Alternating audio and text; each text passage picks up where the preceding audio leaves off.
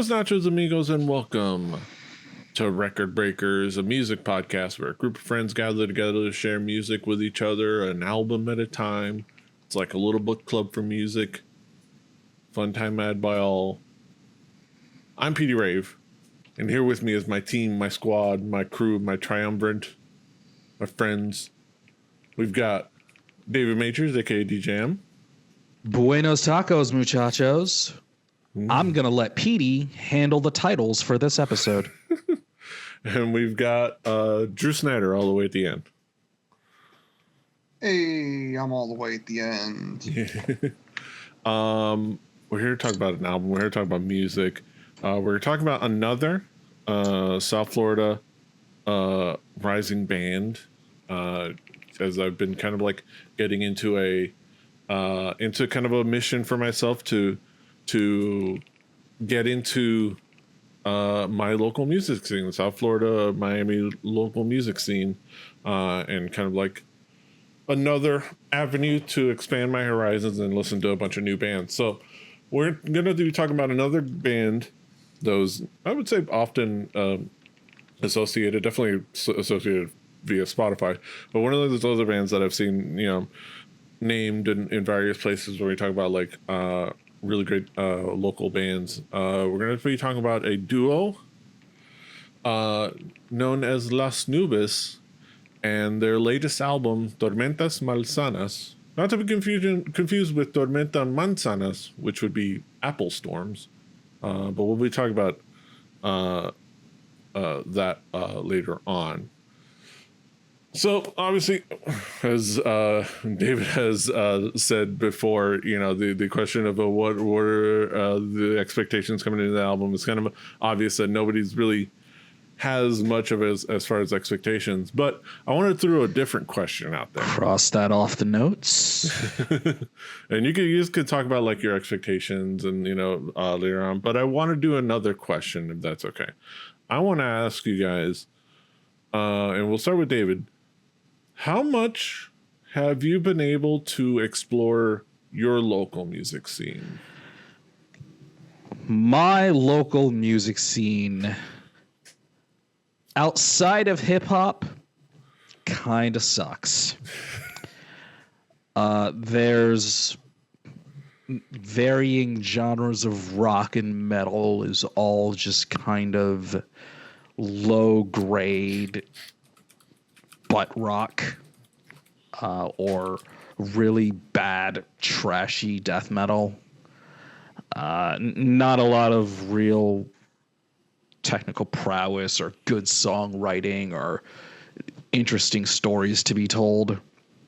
There's the Black Dahlia murder, I guess, but that's literally it. Like nothing else. Hip hop, of course, there's plenty to talk about, but that would be a whole nother episode of the podcast. It's pretty clear that there's just one side that is holding their end of the bargain, and others are not. Mm-hmm. Drew, how have you? I mean, obviously you are a part of the local music scene, but how would you describe like the local Cleveland music scene, and how much can you explore outside of maybe just like the ones you played with? It's been a minute since I've dove really head first into it. The thing about the Akron Cleveland music scene is that there are weird ebbs and flows, and there have been like definite eras. There was a time where it was all hardcore and screamo, and it was a lot of, some people may recognize the name Courage Crew. It was a lot of that. It was a lot of hardcore dancing and chugga chugga stuff and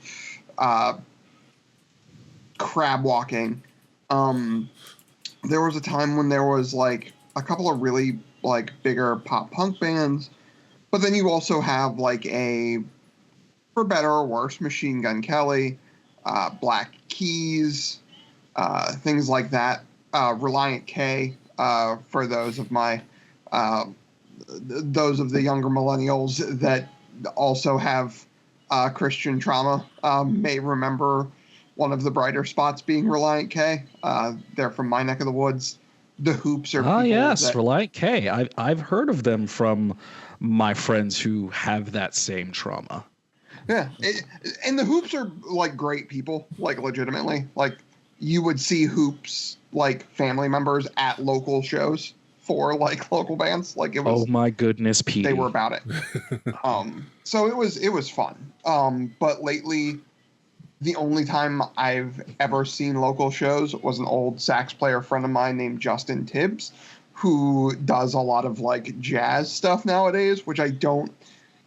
There's a jazz scene, but it's not exactly what I would quantify as like, oh, this is going to be coming out of Akron sometime soon. It's just, oh, these guys like playing jazz music. Yeah. Petey, I take back almost everything that I said, because the one anomaly, just while Drew was talking here in Detroit, there is one sole singular progressive rock band. They are called Tiles, and I believed them to be on permanent hiatus until I just decided on a whim to check out their website, and they actually have a new single and an upcoming album. Nice. So that there is the one oasis in all of Detroit rock and metal, and that's the band Tiles. Yeah. Hip hop and R&B is still great. Yes. All right. And if anybody has out there has any suggestions of great local bands that are maybe under the radar or just kind of like going out there, let me know. Let us know in the comments. Let that be the engagement question for this video out there in the comments. There you go. You know, your local bands, and if you have, your own, like you have your own answers for even like Detroit. If you have like, oh, you haven't had a chance to check this out, check that. Put that in the comments. And give us that. All right, so that because like I feel like that's a really cool like a question to ask, of like giving myself this task of like actually like diving into like for example, like we've had like ebbs and flows of the local music scene, and I feel like I haven't had my fingers in quite a bit of it. I mean, I had my era in the 2000s when I would go, not necessarily Miami, I would go up to the Culture Room. We talked about it before, to go to the Culture Room and go see shows of these bands that I was friends with, and check that out. But I haven't been in a while, and I feel compelled to like get out there, check that out. And I feel like there's a bunch of really great bands delivering really great sound that I want to check out and want to explore. And one of them is Las Nubes, which is as David pointed out in our Discord, even Spotify kind of like connects with the previous band that we talked about, Palomino Blonde, through common listeners, and it's not without merit, because they're very similar in the like pulling from like similar like garage rock, shoegaze, a little bit of dream pop, a little bit of like grungy feel with like fun distortion sounds, but have really fun hooks. It's very guitar heavy, very like loud, fun rock music, but having some really like great dual harmony vocals in there that singing along together. The album is called the album is named Tormentas Malsanas, which means unhealthy storms, or unhealthy storms, and it's basically named kind of like inspired a little bit in tongue in cheek by Miami summers, where we here in Miami, it could be bright, sunny, and blazing heat, and then suddenly there's a freaking raging thunderstorm, and it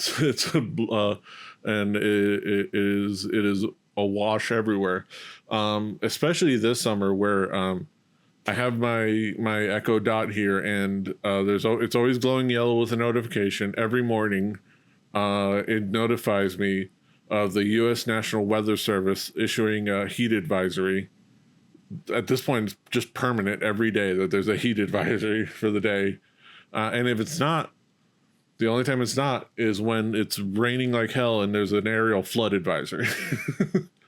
So that is the dichotomy of the weather here in Miami. It's either it's either unbearably hot or it could flood. And I feel like and they've talked about in the interviews and in the kind of description of this album, how that inspired a little bit about this album, this like dichotomy, this give and take, this like, these extremes back and forth, in how that kind of affects the mood here in Miami and people's experiences in life. And it brings into the musical inspiration of the album, that kind of like the back and forth give and take of like the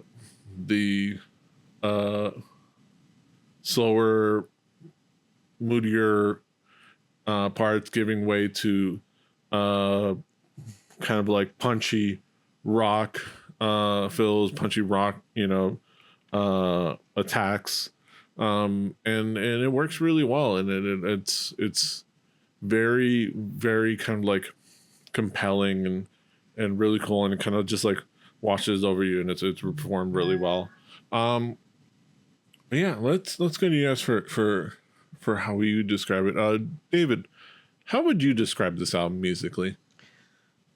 I would describe this musically as having I'll just say that it was kind of a throwback album in a way. It sounds of a time and an era and a style that in a lot of ways is kind of timeless. It's a very special kind of sound, and it's that I don't mean this derogatorily, but that kind of stereotypical 90s loud indie rock sound. And it's not heavy, but it's loud, it's in your face, it's up front, and it's very cool. It's loud and it's heavy and it's aggressive, but it doesn't sound like a mess. The sonic dimensions of the album, it all works from top to bottom. The singer really fits with the music and the songs they're writing. It all really fits together like a really good puzzle. And I think overall, the sound and the vibe of the album work really well. It is 40 minutes, which I think in a case of an album like this is pretty much right. It's 10 tracks, 40 minutes. I'd say that's just about right. There is one track that is longer that really kind of lifts up all of the other tracks on the album. But this entire package is a pretty solid, I don't want to say throwback indie rock sound, but it is very much, if you have indie rock in mind, it probably sounds like this. Mm-hmm. Drew, how would you describe this album? I agree with a lot of what David's saying. Usually the shoegazy industrial thing isn't my thing. If I go for melancholy music, I usually want some sort of like mid or upper tempo thing. It's why I gravitate towards like the late 90s, early aughts emo scene when I go to that, right? I gravitate towards Saves the Day and Get Up Kids and stuff like that. Because I want something upbeat and catchy, even though I'm sort of doing a little bit of the morose, right? But this has catchiness to it. There's a lot of cool like melody to it. It is got that crunchy sound. It's got the darker artsy sound, and I think that's really really cool. There are some singing melodies. The vocals, I think, were a really really bright spot in genres that usually don't have that as a bright spot. You think of like just, oh, it's somebody getting something out, and this is like, oh no, these were awesome. The use of clean guitars, super overdriven, and yet like sort of the pinch harmonics and the screechiness, I think was really really cool.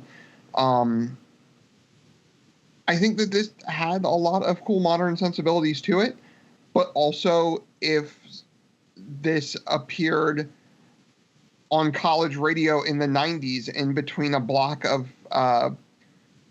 Toadies and Smashing Pumpkins, I wouldn't be surprised. Like, you know what I mean? It sort of melds a lot of that together in a really cool way. Mm-hmm.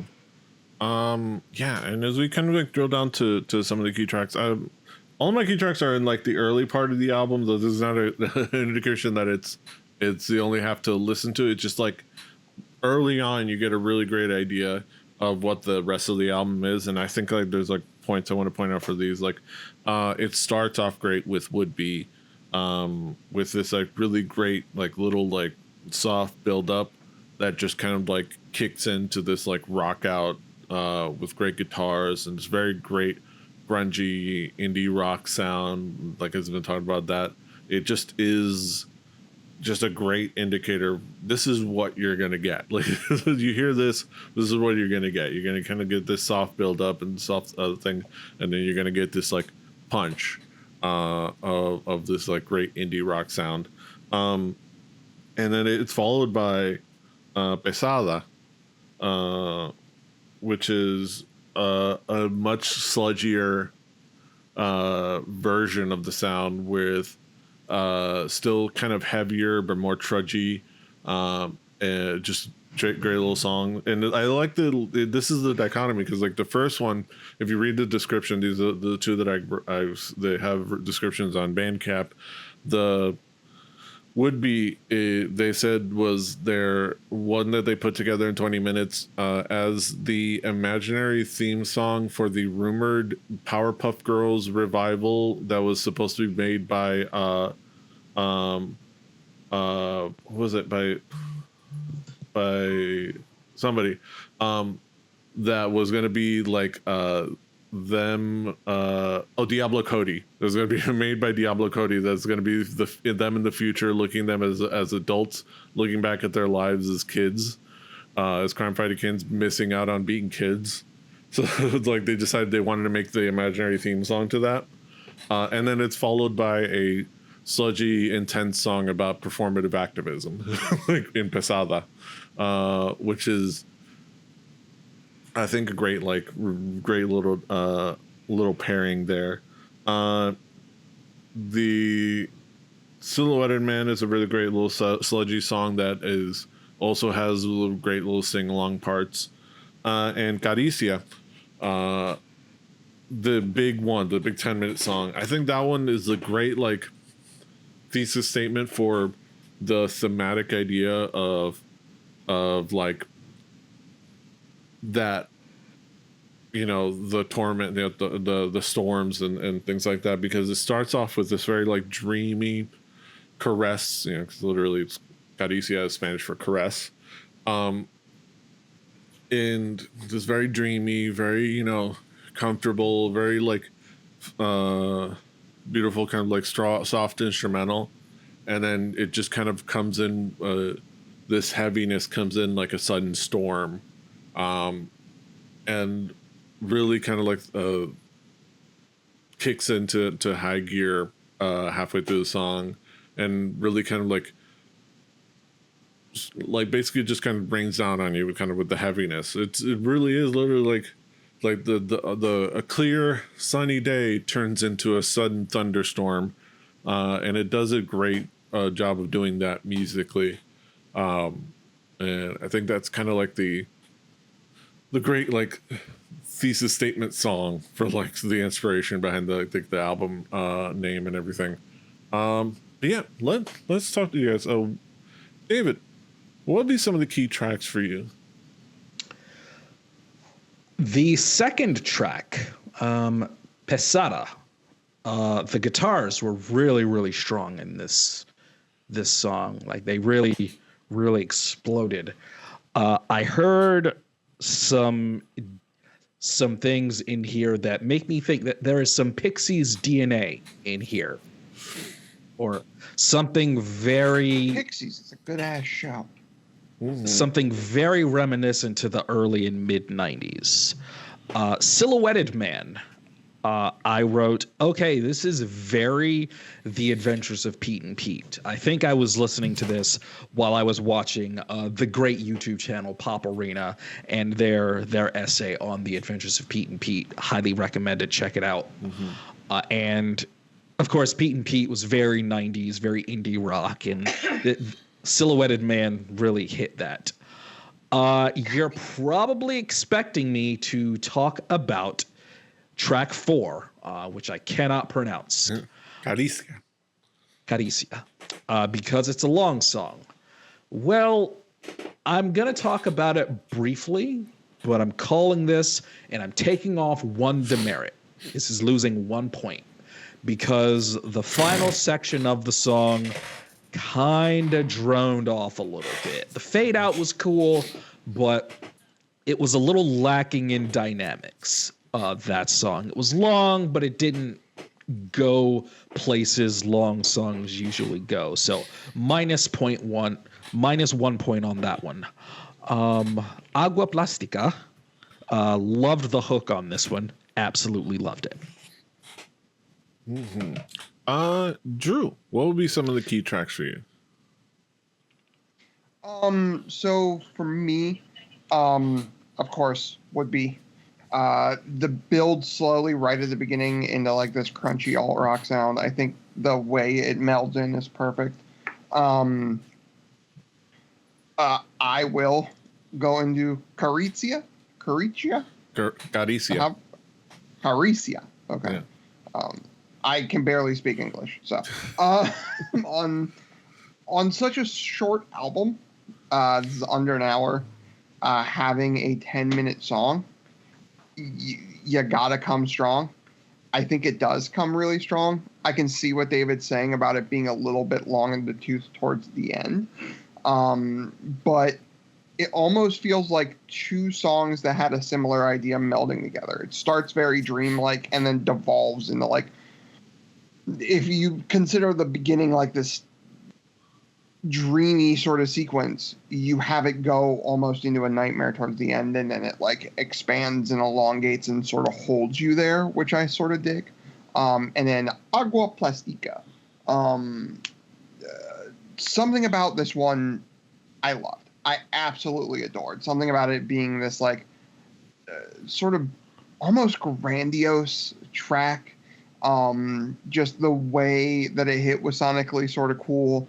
It was probably my favorite on the album, and I can't tell you exactly why this one like stuck out, but like it was the one that when I went back to write my notes, it was the first one I pulled up on purpose.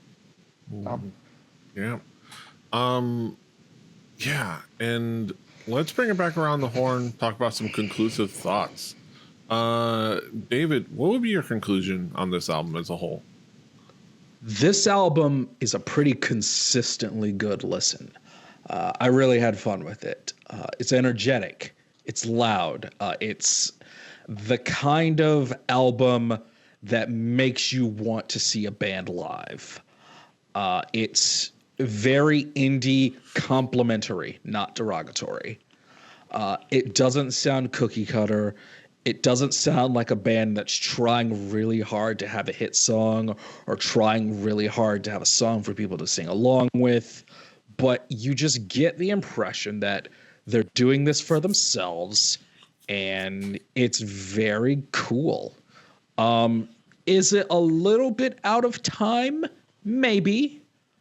But I would say, shout out to Luther, that this album is timeless. Mm-hmm. Honestly, this is, in my opinion, a very good rock album with zero cringe, and I recommend it. Drew, how would you conclude on this album as a whole? I think that this album is one of those things where I'm gonna throw, like, if I was throwing like a playlist together of those things I mentioned earlier, right? Your Toadies, your Toad the Wet Sprockets, your like college radio sorts of things, or if I was throwing together just like a more It's hard very rock sort of college thing, radio. Yeah. It's something that I would like. I would throw on Posada. I would throw on Agua Plastica. I would throw on Drop In Your Freaks very easily, and it would fit, and it would be cool. And I don't think anybody would bat an eye. I think that there are things to dig into here as well. There's meat on the bones, so to speak.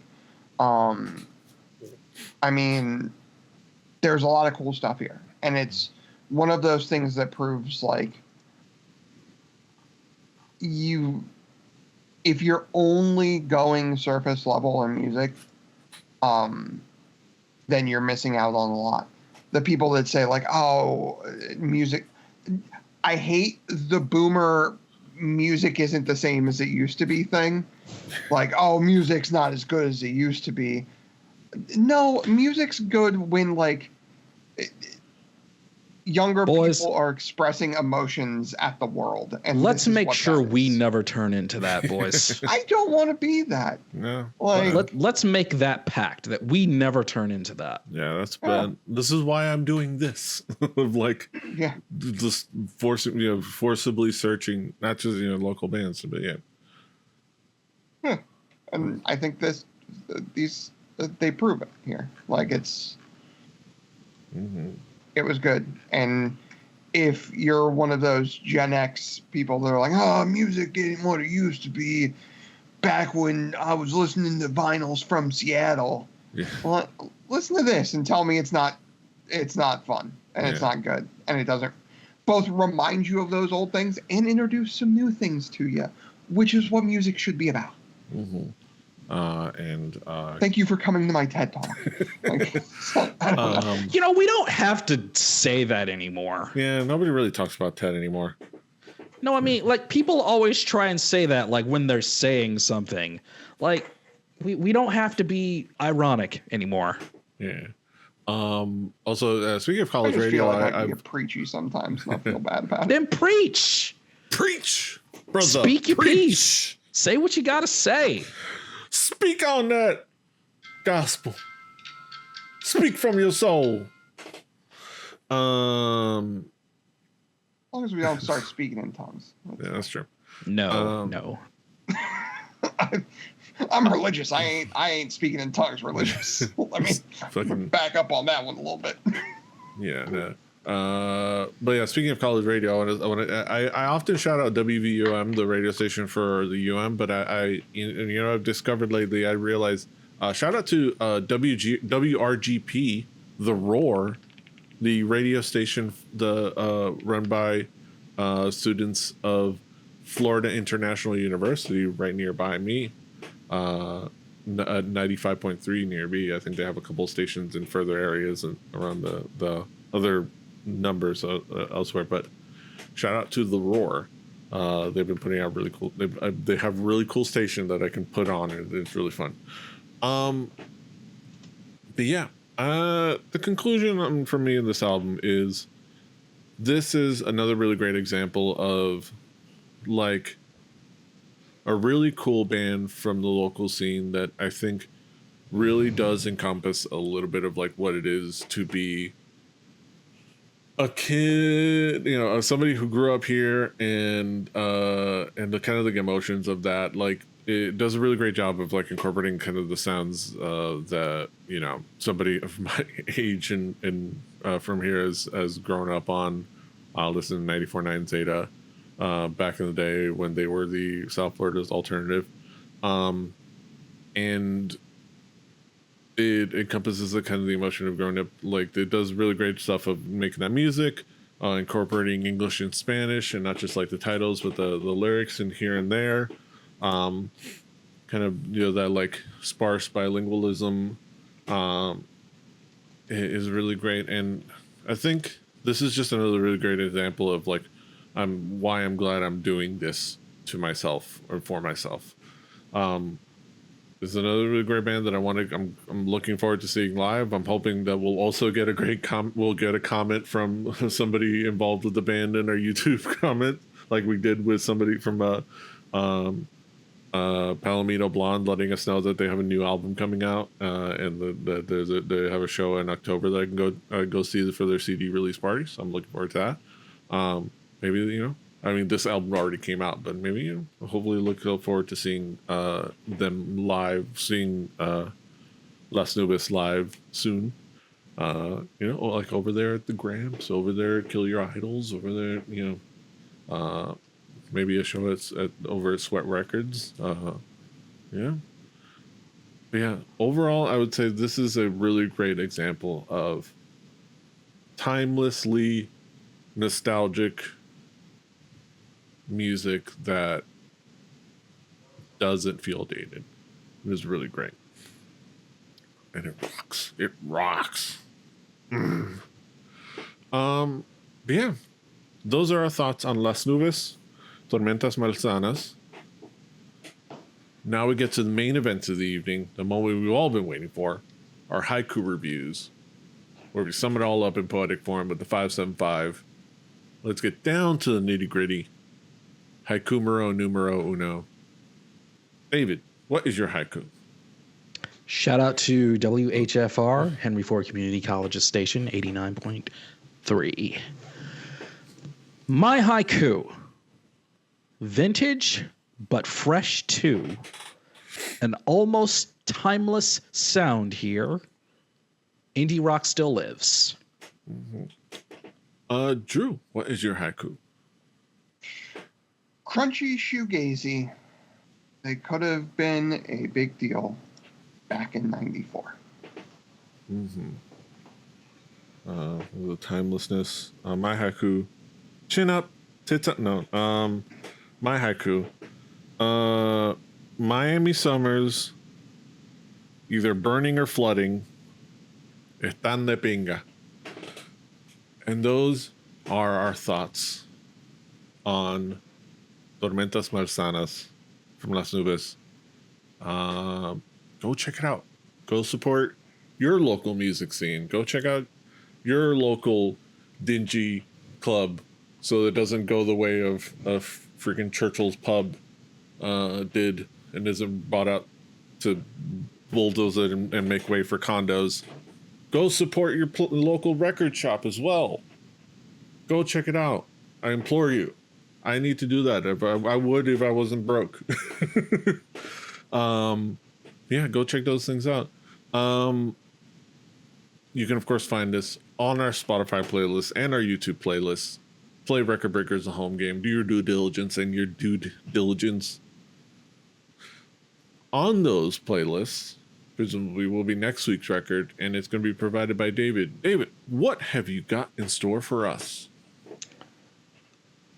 I was thinking about a particular time where I found an album that was released.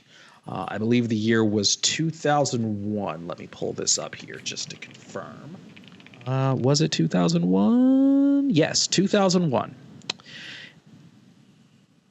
Gentlemen, you're familiar with the Cartoon Network action animation block Toonami, yes? Yes, sir. Okay. Back in 2001, Toonami released a CD from in-house music producer at Cartoon Network, Joe Boyd Visual. One thing about Toonami that set it apart from other cartoon blocks was their interstitials, their intros, their outros, their AMVs, which were very primitive for the time, or edits, as the kids call them now. Mm-hmm. And this particular album was a collection of plenty of the tracks that were in the Toonami block during the late 90s and early 2000s. This one is not on Spotify, so I'll have to send you guys the YouTube playlist. But this is 2001's Toonami Deep Space Bass. So look forward to that on our YouTube playlist. That'll definitely be there. I'll drop it into there, and I'll have the link. I'll try to make sure to have the link in the show notes, which you can find on our website, recordbreakers.fun, where we have all of our episodes and show notes. The episodes linked and embedded in both audio and video form, and show notes and information and links and credits and things like that. And you can of course check us out at Rebelli TV on YouTube, Rebelli TV on Twitch, to watch us live. Check out all the things. Find us where you find podcasts, on Spotify, YouTube. I'm not going to go through the list. If anything, if you need it, we also have the RSS feed on the website. Yeah, do all the things. Like, share, subscribe. Until next time. Hasta los huevos. Beans and disease. Bye. Fighting. Cry nut.